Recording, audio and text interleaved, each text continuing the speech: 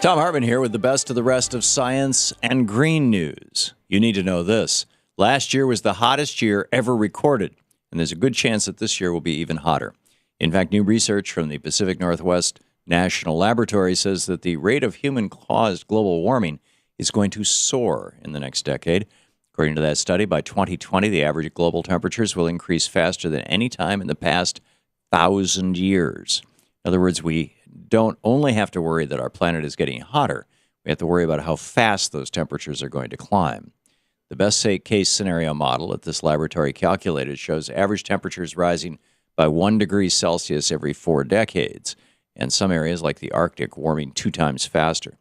In what scientists call the do-little model, meaning we do little to address climate change, the temperatures rise even faster. That scenario shows global temperatures rising 1 degree Fahrenheit per decade, and that warming goes on 4 decades. Joe Robb over at the Think Progress blog explained that that rate of warming becomes so fast that it's likely to be beyond adaptation for most species and for humans in many parts of the world. Several recent studies suggest that temperatures have been rising more slowly over the past decade, which is what Republicans point to when they claim that there's been a hiatus in global warming. But the experts say that period is just about over. They expect our planet to heat up more quickly, and higher temperatures mean more storms, more droughts, and more human suffering. We better get serious about climate change. We better do it fast, or we may not have a chance to save our species. We only have one planet that we can call home, so let's make sure we can survive here. Although nearly half of all the states in our country allow medical marijuana, the federal government still classifies it as illegal. But 3 U.S. senators want to change that.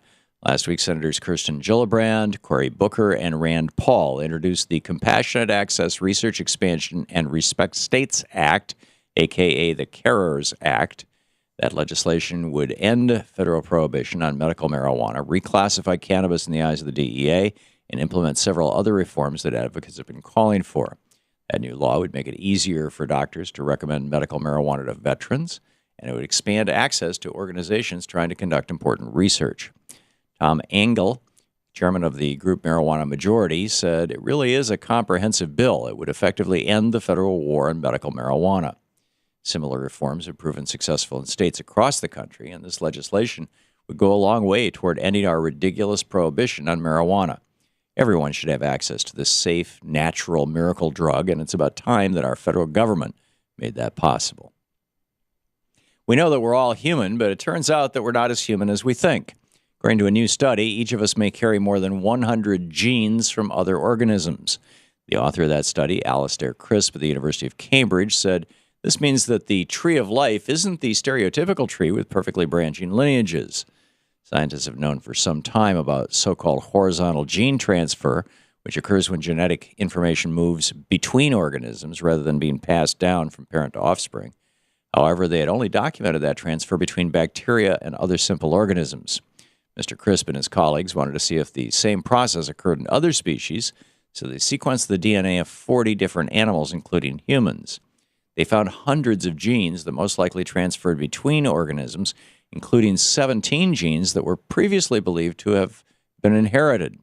This study will have a profound impact on our understanding of evolution, and it may even change our thoughts on what it means to be human.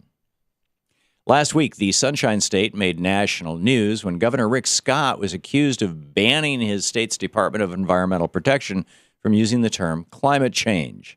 But it looks like Florida isn't the only state trying to deny science.